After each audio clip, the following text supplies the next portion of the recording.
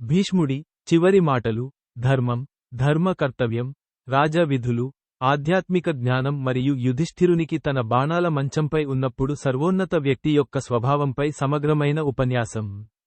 యుధిష్ఠిరునికి అన్యాయం జరిగినా, కృష్ణుడి రహస్యమైన కాని న్యాయమైన ప్రణాళిక కూడా విజయవంతమవుతుందని గుర్తుచేస్తూ, ప్రేమతో మరియు న్యాయంగా పాలించమని సలహా ఇచ్చాడు. భీష్ముడు నుండి యుధిష్ఠిరునికి ముఖ్య బోధనలు. 1. ధర్మం మరియు ధర్మబద్ధమైన ప్రవర్తన.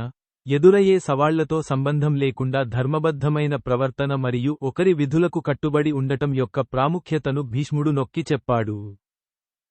2. న్యాయమైన మరియు దయగల నియమం.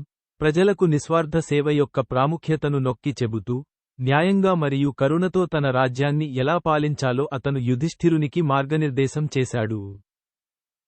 3. పరమాత్మ యొక్క స్వభావం. భీష్ముని చివరి క్షణాలు లోతైన ఆధ్యాత్మిక దృష్టిని కలిగి ఉన్నాయి. అతని మనస్సు మరియు ఆత్మ శ్రీకృష్ణునిపై స్థిరపడాలని, ఆయనను సర్వోన్నత ప్రభువుగా గుర్తించాలని ప్రార్థనతో ముగుస్తుంది. 4. విముక్తికి మార్గం. అతని మాటలు జీవితం, మరణం మరియు ఆధ్యాత్మిక విముక్తి, మోక్షం యొక్క తత్వశాస్త్రంపై స్పృశించాయి. 5. కింగ్షిప్ మరియు పాలన. బెదిరింపులతో వ్యవహరించడం, సబ్జెక్టుల శ్రేయస్సును నిర్వహించడం మరియు న్యాయస్థానం యొక్క సంక్లిష్టతలతో సహా రాజుల విధులకు సంబంధించిన వివిధ అంశాలపై అతను సలహా ఇచ్చాడు. మరియు 6. ఓర్పు మరియు దృఢత్వం. భీష్ముడు యుధిష్ఠిరుని దుఃఖం మరియు అన్యాయం గురించి ఆలోచించకుండా అంతర్గత శాంతిని కాపాడుకోవాలని మరియు కష్టంగా ఉన్నప్పుడు కూడా ధర్మ మార్గాన్ని అనుసరించమని ప్రోత్సహించాడు.